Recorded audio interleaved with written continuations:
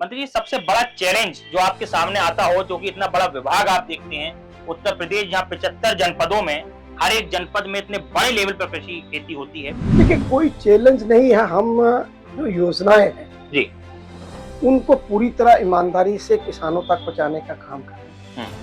2017 में उत्तर प्रदेश की सरकार बनी थी तो सिर्फ 15,000 सोलर पंप का हमें टारगेट था। 17 हमने 17 से लगातार बढ़ा के 2025 में उसको 75,000 कर लिया।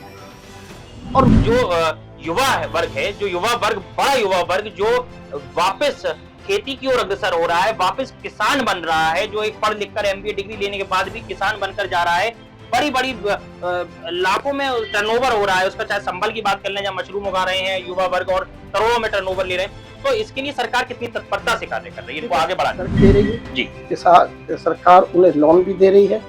नौजवान देखिए, चाहे बैंगन की खेती हो, चाहे अमरूद की खेती हो, चाहे केले की खेती हो, चाहे मशरूम की खेती हो, लोग पढ़े लिखे लोग जो उसकी तरफ बढ़े और उनको उचित मूल्य मिल रहा है और अच्छा खासा उनको फायदा हो रहा है। पर एक बड़ा चैलेंज जो है वो कृषि को लेकर माना जाता है, तो उसके लिए सरकार किस तत्परता से कार्य कर रही है? माननीय मुख्यमंत्री जी के नेतृत्व में $1 ट्रिलियन की हम लेके चल रहे हैं, तो उसमें कृषि विभाग बहुत ही तेजी से और बहुत ही अग्रसर होकर उसमें आगे को बढ़ रहा है। उत्तर प्रदेश उत्तम प्रदेश बनने की ओर अग्रसर है और सी न्यूज भारत संवाद कार्यक्रम के द्वारा लगातार आपको प्रत्येक मंत्रियों से संवाद कराता है, बताता है कि किस तरीके से उत्तर प्रदेश सरकार योजना बना रही है, उन्हें पटल पर ला रही है और किस तरीके से जो उत्तर प्रदेश सरकार के मंत्री तत्परता से कार्य कर रहे हैं और उन योजनाओं का लाभ लोगों तक, जनता तक सीधा पहुंचा रहे हैं। इसी क्रम में, इसी संवाद कार्यक्रम के क्रम में आज हम मौजूद हैं उत्तर प्रदेश सरकार के एक ऐसे मंत्री के साथ जो उत्तर प्रदेश सरकार की योजनाओं को लगातार अपने द्वारा जन जन तक पहुंचा रहे हैं और बहुत ही लोकप्रिय मंत्री भी उन्हें कहा जाता है। हमारे साथ मौजूद है उत्तर प्रदेश सरकार के कृषि राज्य मंत्री बलदेव सिंह औलख जी। सर, बहुत बहुत स्वागत है आपका सी न्यूज भारत के खास कार्यक्रम संवाद में। धन्यवाद सर, लगातार ये देखा जाता है कि उत्तर प्रदेश उत्तम प्रदेश बनने की ओर अग्रसर है, पर एक बड़ा चैलेंज जो है वो कृषि को लेकर माना जाता है। इसको इसलिए माना जाता है क्योंकि जब कृषि विभाग की चर्चा होती है तो कई बार तरह तरह की योजनाओं का जिक्र होता है। जैसे कि अभी ले लें कि हाल ही में गेहूं उगे, गेहूं मंडी तक पहुंचे, और जब गेहूं मंडी तक पहुंचते हैं तो लोगों को कुछ समस्या भी आ जाती है, उनके जो पैसा है, मूल्य है, वो निर्धारित जो किया जाता है वो नहीं मिल पाता। तो उसके लिए सरकार किस तत्परता से कार्य कर रही है? देखिए, जहाँ तक कृषि का सवाल है, आपने सवाल किया है जी, मैं आपको ये कहना चाहता हूँ कि देश की अर्थव्यवस्था में जी, कृषि का बहुत बड़ा रोल है। और जहाँ तक उत्तर प्रदेश की माननीय मुख्यमंत्री जी के नेतृत्व में $1 ट्रिलियन की हम लेके चल रहे हैं, तो उसमें कृषि विभाग बहुत ही तेजी से और बहुत ही अग्रसर होकर उसमें आगे को बढ़ रहा है। जहाँ तक कृषि का सवाल है, जब से माननीय प्रधानमंत्री जी 2014 में और 2017 में माननीय मुख्यमंत्री जी जब उत्तर प्रदेश और देश में सत्ता संभालने का काम किया है, तो माननीय प्रधानमंत्री जी ने भी 14 में नारे के साथ किसानों की आय को दुगना करने की बात उन्होंने रखी थी। और हमेशा 2014 के बाद और 2017 में उस सारी योजनाओं को उत्तर प्रदेश में भी लागू करने का काम किया, जिसमें कि किसान को दुगनी नहीं 4 गुना आमदन होने की बात कही गई है। उस चीज को हम लोग कर रहे हैं। जहाँ तक आपने भी एक सवाल किया है कि गेहूं का सवाल है, जब तक देखिए मेरी बात सुनिए, 2014 के बाद लगातार MSP का रेट माननीय प्रधानमंत्री जी के द्वारा कोई भी फसल हो, चाहे गेहूं हो, धान हो, ज्वार हो, बाजरा हो, लाई हो, सरसों हो, ऐसी कई मक्का हो, ये सारी की सारी लगातार इनके MSP रेट बढ़ाने का काम किया है। जो दलहन की फसलें उनको तो एकदम दुगना करने का काम किया, जो कि किसान दलहन की फसल को छोड़ चुके थे, किसान फिर दोबारा दलहन की फसल पे वापस आया है, क्योंकि एक तो उनको रेट और एक कृषि विभाग की उत्तर प्रदेश की तरफ से उनको 50% सब्सिडी, किसानों के बिजली के बिल माफ, किसानों को प्रधानमंत्री सम्मान निधि का मिलना, किसानों को मशीनरी पे 80% छूट देना, किसानों को चाहे रासायनिक दवाइयां हो चाहे कोई भी हो, सब में छूट देने का जी काम हो रहा है। तो इससे किसानों की और किसानों को उचित मिलने का काम हो रहा है। और जहां तक एमएसपी का सवाल है, गेहूं और धान और किसी चीज में किसी किसान को पूरे उत्तर प्रदेश में किसी को भी तकलीफ नहीं। तो समाजवादी पार्टी जो अब 2027 के लिए अग्रसर है, कमर कस चुकी है, और इसी बीच आप भी ये कहते हैं कि समाजवादी पार्टी के जो गुंडे हैं वो सब जेल में बंद हैं। योगी जी की सरकार में समाजवादी पार्टी के द्वारा जो प्रलोभन किए गए थे पुराने समय में, वो अब जेलों के अंदर देखे जा रहे हैं। इसको लेकर क्या सोचते हैं? जो विपक्ष है वो लगातार कृषि को लेकर ही सवाल उठाता रहता है, सरकार को घेरता रहता है, उसको लेकर क्या सोचते हैं? देखिए, ये बात आपकी सही है कि लगातार मेरी विधानसभा पे जी विपक्ष का ही कब्जा रहा है। बिल्कुल। और 2017 में मैं पार्टी का 2 बार जिलाध्यक्ष भी रहा हूँ। पार्टी ने मुझे भरोसा करके 2017 में लड़ाने का काम किया, तो हमने उस पे अपनी विधानसभा पे जीत हासिल करी।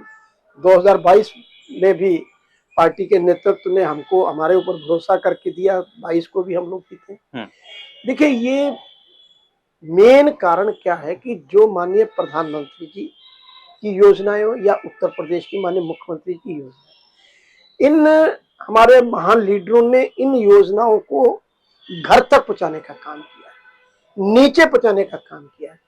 इन्होंने दलाली और जो भ्रष्टाचारी थी उसको खत्म करने का काम किया। ये जो बीच के रास्ते थे कि उसमें नेतागिरी करना, उसको पैसे लेने, दलाली करना, भ्रष्टाचार करना, ये पूरी तरह हमारे लीडर्स ने बंद करने का काम किया है। जब किसान को उसको उचित फसल का मूल्य मिल रहा है, उस पर हर कोई दिक्कत नहीं आ रही, और किसान का भी मूवमेंट जो है हमारे भारतीय जनता पार्टी की तरफ को काफी बड़ा है, और उसको और आगे बढ़ाने का हम लोग काम कर रहे हैं। जहां तक देखिए, आपने अभी जो आपका अभी सवाल है कि भाई देखिए फसलों का हम किस तरह से हम आज भी अभी माननीय हमारे केंद्रीय मंत्री शिवराज चौहान जी ने एक 29 तारीख से 12 जून तक इस कार्यक्रम को चलाया कि किसानों के जितने भी जो हमारे कल्याणकारी कार्यालय है, हमारे वैज्ञानिक हैं, हमारे डॉक्टर्स हैं, हमारे प्रगतिशील किसान हैं, वो गोष्ठियों के माध्यम से गांव-गांव जाए और किसानों को अवेयर करें और इन नई योजनाओं के साथ जोड़ने का काम करें। हमारे धरातल पे वैज्ञानिक चाहे दिल्ली से हो चाहे बिल्कुल मंत्री जी, इसी योजना को लेकर एक सवाल आता है जहन में, क्योंकि एक बड़ा आयोजन होता है, भव्य आयोजन होता है, 12 दिन का आयोजन होता है, हर जिले मुख्यालय हर जगह आयोजन होता है, परंतु उसके बाद कुछ समस्याएं जो ऐसी होती हैं जो समाज से जुड़ी होती हैं। किसानों को आज भी जब मंडी में जाते हैं उचित मूल्य मिल पाता, उसको लेकर सरकार कितनी तत्परता से कार्य कर रही है मंत्री जी? और क्या कुछ ऐसे हेल्पलाइन है जहां पर लोग संबंधित अधिकारियों से बात कर सके या एक शिकायत माध्यम से उनका समाधान हो सके तत्परता से? देखिए, हमारा टोल नंबर भी है, और जहां तक ये सवाल है कि किसानों के सेवा के लिए हमारे सारे अधिकारी चाहे जिले लेवल के हो या तहसील लेवल के हो, चाहे किसी भी, चाहे आप ये रजिस्ट्रीकरण जो वो कार्य चल रहा है, चाहे कार्यशाला चल रही है, चाहे गोष्ठियां चल रही हैं, सारी की सारी किसानों से रिलेटेड है, और किसान उसमें आते हैं। उसमें हमने जो प्रगति के किसान है उनको भी हम लोगों ने लगाया है कि आप भी किसानों को अवेयर करिए। बहुत सारे किसान जो हैं बहुत एक्टिव है, बहुत सारे किसान जो हैं वो बहुत अच्छी अच्छी फसलें करने का काम करते हैं। पहले के समय में ये देखा जाता था कि कुछ एक लिमिटेड फसलें थी मंत्री जी, वही फसलें जो होती थी वही आगे चलती थी, लेकिन आज कायाकल्प हुआ है उन फसलों को लेकर। जो फसलें लोग नहीं जानते थे, जो किसान इतने अवेयर नहीं थे, पूर्वांचल में कोई फसल हो रही है, पश्चिम में वो फसल नहीं है, पश्चिम में जो हो रही है वो बुंदेलखंड में नहीं है। आज पूरे उत्तर प्रदेश में जो बुंदेलखंड में वो पश्चिम में भी पहुंच रही है, पूर्वांचल में पहुंच रही है। इसका क्या एक राज है जो आप मंत्रालय के द्वारा पहुंचा रहे हैं लोगों तक? मैं आपको खुले मन से कहना चाहता हूँ कि देखिए, किसान भी व्यापारी है, किसान भी घाटे का काम नहीं करता, किसान भी अब खेती को एक व्यापार के रूप में मानता है। अगर किसान इसको नहीं मानेगा तो किसान बहुत नीचे चला जाएगा। किसान भी चाहता है कि मेरी फसल का उचित मूल्य मिले, मेरी फसल की कीमत और मेरी फसल की एवरेज, ये दोनों चीजें होनी चाहिए। देखिए, अब किसान क्या है, देखिए अब अभी आपने कहा, देखिए बहुत सारी चीजें हैं जो आज से 40 साल पहले 50 साल पहले लोग इन चीजों को बोते थे, चाहे अरहर था, मसूर था, गन्ना था, लाई थी, तिलहन था, कोदू था, ज्वार था, बाजरा था, क्योंकि ये सारे मक्का था, ये सारे लोग जो हैं ये पहले इन फसलों को बोते थे। इन फसलों को बगैर किसी रासायनिक के, बगैर किसी खाद के, बगैर किसी दवाई के, बगैर किसी उससे इनका भोजन करते थे, तो उनके शरीर भी स्वस्थ रहते थे। पर इस समय उनका, जब 2014 से पहले उनका कोई भी एमएसपी में नहीं था और ना ही कोई उनका मूल्य था, तो किसान इसको छोड़ गया। किसान बढ़ गया, गन्ने की तरफ बढ़ गया, धान की तरफ बढ़ गया, गेहूं की तरफ बढ़ गया, किसान इन फसलों की तरफ बढ़ने लगा। आज 2014 के बाद माननीय प्रधानमंत्री ने प्राकृतिक खेती की तरफ लोगों को जोड़ा, और इन जो दलहन की जितनी भी फसलें मैंने आपको कहा है, उनके एमएसपी रेट, उनका मूल्य इतना बढ़ा दिया कि लोग उनको भी बोने का काम कर। और कुछ नौजवान लड़के जो पढ़ लिख करके हैं, वो भी खेती पे आ रहे हैं। वो क्या कर रहे हैं, वो फ्रूट की तरफ। हाँ, बड़ा एक सेक्टर जो है युवाओं का, वो खेती की ओर अग्रसर हो रहा है। बड़ा ही ये देखने में बड़ा फ्रूट की तरफ जा रहा है जी, कोई सब्जियों की तरफ जा रहा है। इन तरफ ये एक बहुत अच्छी पहल है कि अच्छा मंत्री जी, जो युवा वर्ग है, जो युवा वर्ग, बड़ा युवा वर्ग जो वापस खेती की ओर अग्रसर हो रहा है, वापस किसान बन रहा है, जो एक पढ़ लिख कर एमबीए डिग्री लेने के बाद भी किसान बनकर जा रहा है, बड़ी बड़ी लाखों में टर्नओवर हो रहा है उसका, चाहे संबल की बात कर लें, जहां मशरूम उगा रहे हैं युवा वर्ग और करोड़ों में टर्नओवर ले रहे हैं, तो इसके लिए सरकार कितनी तत्परता से कार्य कर रही है इनको आगे बढ़ाने? सरकार उनको सब्सिडी भी दे रही है जी, सरकार उन्हें लोन भी दे रही है। नौजवान देखिए, चाहे ड्रैगन की खेती हो, चाहे अमरूद की खेती हो, चाहे केले की खेती हो, चाहे मशरूम की खेती हो, लोग, पढ़े लिखे लोग जो उसकी तरफ बढ़े और उनको उचित मूल्य मिल रहा है और अच्छा खासा उनको फायदा हो रहा है। तो इसलिए अब सारे जो किसान भी है, मैंने बताया कि किसान भी अपने व्यापार की तरह खेती को करना चाहता है और अच्छी फसलें लेना चाहता है, उचित मूल्य लेना चाहता है। इसलिए किसान खुशहाल, और किसान जो प्रदेश की जीडीपी है $1 ट्रिलियन, उनको छूने में बहुत अच्छा योगदान बिल्कुल। मंत्री जी, सबसे बड़ा चैलेंज जो आपके सामने आता हो, जो कि इतना बड़ा विभाग आप देखते हैं उत्तर प्रदेश, जहां 75 जनपदों में, हर एक जनपद में इतने बड़े लेवल पर कृषि खेती होती है, तो सबसे बड़ा चैलेंज पूरे उत्तर प्रदेश सरकार के सामने क्या होता होगा, इस विभाग के सामने क्या होता होगा जिसको आप टैकल करते हो? देखिए, कोई चैलेंज नहीं है। हम जो योजनाएं हैं जी, उनको पूरी तरह ईमानदारी से किसानों तक पहुंचाने का काम कर रहे हैं। 2017 में उत्तर प्रदेश की सरकार बनी थी, तो सिर्फ 15,000 सोलर पंप का हमें टारगेट था 17 में। हमने 17 से लगातार बढ़ा के 2025 में उसको 75,000 पर ले आए, और माननीय मुख्यमंत्री जी ने 1-2 साल से बिल्कुल बिजली का बिल फ्री कर रखा है। कोई भी किसान मोटर का कोई बिल नहीं देता। हम किसानों को अवेयर कर रहे हैं कि जहां आपकी लाइन ज्यादा पड़ेगी है, आपका एस्टीमेट लाइन का ज्यादा बनेगा, तो वहां पर सोलर ले जाइए। सोलर हम 60% छूट पे दे रहे हैं, उसमें भी सब्सिडी दे रहे हैं 60%। और ये ऐसी चीजें हैं कि जिसमें किसान को बहुत लाभ हुआ है, और उनको खेत में जब सोलर लग जाता है उन्हें डर रहता है कि चोरी, हम उसके लिए बीमा भी सरकार ही करके दे रही है। तो ऐसी ऐसी चीजें हम सरकार किसानों को, अब हम फ्री टाइप, या पहले ये था किसान जब बीज लेने आता था 1,000 का बीज होता था तो 1,000 जमा करता था, बाद में उसे पैसे सब्सिडी वाले वापस मिलते थे। आज हमने किसानों को कहा अगर 1,000 का बीज है तो 500 जमा कराइए और 500 सब्सिडी हम अपने आप आपके उसमें सरकार आपके उसमें दे। तो ये बहुत बड़ा चैलेंज है। लोग धक्के खाते रहते थे किसान भाई कि हम उतने चक्कर लग जाते थे जितने पैसे नहीं। अभी हाल ही में मंत्री जी आंधी तूफान आया, बड़ा लोगों का नुकसान हुआ, कई गेहूं की फसलें जल गई, कई लोगों का बड़ा नुकसान हुआ, बारिश आने की संभावना है, मौसम बदलेगा, कई हो सकता है कुछ फसलें ऐसी हो जहां लोगों को नुकसान भी हो जाए, तो उसके लिए सरकार कैसे उन्मूलन करती है और कैसे उन लोगों को आगे लाभ? माननीय मुख्यमंत्री जी की सख्त हिदायत है, चाहे बाढ़ में कोई खत्म हो गया, चाहे किसान की ओलावृष्टि से खत्म हुई, किसान की आग लगने से फसल खत्म, किसान की किसी और बीमारियों में खत्म हुई, तुरंत सर्वे और तुरंत किसान को पैसा देने का काम। बाकी तो किसान की फसलों का बीमा हम लोग करा रहे, किसान करा रहा है, मगर आपदा आने के बाद तुरंत जो भी सरकार के फैसले थे एकदम सरकार माननीय मुख्यमंत्री इस मामले आज भी क्या आधिकारिक तौर पे कुछ समस्या आती है मंत्री जी? कोई कई अधिकारी कई बार ऐसा कोई कर देते समस्या हैं कि नहीं लोगों को आती। दिक्कत देखिए, होती है।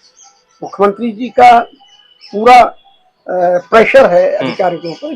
जब भी ऐसी चीज आती है तो उसी समय अधिकारी जाएं और अगले दिन इसकी रिपोर्ट बना के दें और तीसरे दिन उनको मुआवजा आज मुआवजा में आज माननीय मुख्यमंत्री आजमगढ़ से यही सारे चीजों का करने जा रहे हैं। हाँ। तो वो पूरे उत्तर प्रदेश में आज है, जो भी आपदा हो, चाहे कोई बच्चों का वो हो, डूबने का हो, चाहे किसी उसमें हो, तो ये सारे राहत कार्य का आज पूरे उत्तर प्रदेश में अभियान के रूप में काम। बिल्कुल। एक आखिरी सवाल मंत्री जी, ये जो लोकप्रियता है, चाहे रामपुर की हो, चाहे आप समग्र उत्तर प्रदेश में हो, मुख्यमंत्री के जो चुनिंदा मंत्री हैं, जो बड़े खास लोकप्रिय मंत्री हैं, उनकी लिस्ट में आपका नाम शुमार रहता है। तो ये जो अपनी जो एक अलौकिकता आप बनाए हुए हैं पूरे प्रदेश में, इसका क्या एक वर्चस्व राज है जो संवाद कार्यक्रम के द्वारा जनता आपको सुनना चाहिए? देखिए, बात ये है जी कि ये माननीय मुख्यमंत्री जी का बड़प्पन है कि हमारे जैसे छोटे से कार्यकर्ता को मान और सम्मान देते हैं। ये उनका बड़प्पन है, उनका साधुवाद है जी। तो हम लोग तो देखिए, जो पार्टी की गाइडलाइन होती है, पार्टी की प्लस सरकार, हम उनके अनुसार ईमानदारी से काम करते हैं। और जहाँ भी चाहे पार्टी वाले चाहे सरकार किसी भी जगह लगाती है तो वहाँ ईमानदारी से पूरी तरह से समर्पित होकर उस काम को करने का। एक बड़ा ही टाइटल दिया जाता है आपको प्रदेश में, अर्बन गबरू, टर्बन मैन के नाम से, जो पूरा प्रख्यात है पूरे इस उत्तर प्रदेश में। उसको किस नजरिए से देखते हैं और आने वाले समय में 2027 के लिए उत्तर प्रदेश सरकार कितनी तत्परता से उत्तम प्रदेश बनाने की ओर अग्रसर है? देखिए, मैं आपको इसमें माननीय मुख्यमंत्री जी को बधाई देना चाहता हूँ, माननीय प्रधानमंत्री जी को बधाई देना चाहता हूँ कि प्रधानमंत्री जी और माननीय मुख्यमंत्री सिखों के प्रति बहुत सम्मान करते हैं, सिखों के गुरुओं के प्रति बहुत सम्मान करते हैं। आप देखते होंगे कि गुरुओं का कोई भी त्योहार होता है तो अपने निवास स्थान पर उसको मनाने का काम करते हैं। हमारे सबसे बड़ा जो है गुरु जो ग्रंथ साहब है, जिसमें 10 गुरुओं की वाणी और भी कई साधु संतों की वाणी उसमें समर्पित है। उनको अपने सिर पे लेके अपने घर पे करना, कीर्तन करना, पाठ करना, उसके बाद लंगर करना, ये बहुत गुरु परंपरा में बहुत लोग सिख जो हैं इस चीज को बहुत प्रभावित हैं। आज पूरी इंडिया में, चाहे पंजाब ले लीजिए, क्योंकि उसको पंजाब में सिखों का पंजाब कहा जाता है, वहां भी किसी सीएम के घर पे इस तरह का त्योहार नहीं मनाया गया, जो कि माननीय मुख्यमंत्री ने 2017 से, जब पहली दफा मैं चुन के आया, इससे पहले क्या होता था कि इससे पहले रोजा अवतार तो होता था, मगर गुरु ग्रंथ साहब जी की वाणी और पाठ नहीं देखे जाते। 2017 से मैं जब जीत के आया, माननीय मुख्यमंत्री से मैंने आग्रह किया, तो हम और कहीं करना चाहते, गुरु नानक देव जी का बिल्कुल त्योहार मनाना चाहते थे, तो उन्होंने कहा नहीं, आप मेरे घर पे, ये बहुत बड़ी बात। माननीय मुख्यमंत्री के आवास पर बड़ा कार्यक्रम हर साल आयोजन होता है। तो हर साल जो गुरु गोविंद सिंह जी के 4 बेटे शहीद हुए थे, जिन्होंने एक समाज के लिए और पूरे देश के लिए अपनी कुर्बानी दी थी, और 4 साहिबजादों ने दी, और गुरु तेग बहादुर जी ने शीशगंज में अपना शीश कटाया। और ऐसे ही इन 26 दिसंबर को हम लोग यहाँ पर माननीय मुख्यमंत्री जी के निवास स्थान पे इसको मनाने का काम करते हैं। और ये बड़ी अच्छी बात है कि सबसे बड़ी बात की माननीय प्रधानमंत्री जी तो माननीय मुख्यमंत्री जी के हृदयों में कूट कूट के गुरुओं का वाणी और गुरुओं का प्रताप और गुरुओं के प्रति समर्पित ये उनमें भाव है।